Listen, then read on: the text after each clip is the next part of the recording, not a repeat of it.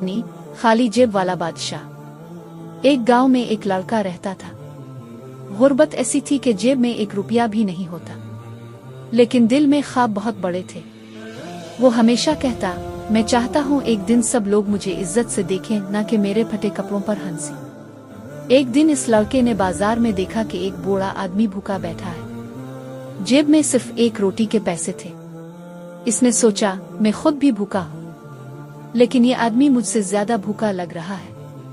इसने रोटी खरीदी और बूढ़े को दे दी।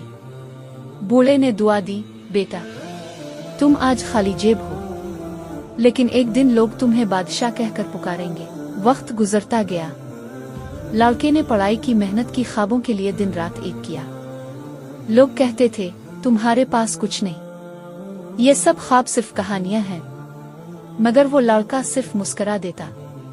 सालों बाद वही लड़का एक बड़ी कंपनी का मालिक बन गया।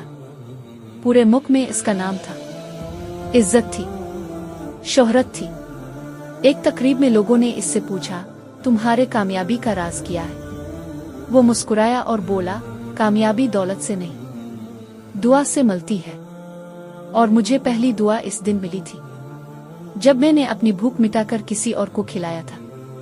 सबक, इंसान की असल दौलत इसकी जेब नहीं, इसका दिल होता है, जो दूसरों के लिए अच्छा सोचता है। अल्लाह इसके लिए सब आसान कर देता है। स्क्रीन पर लिखा हुआ आए, असल बादशाह।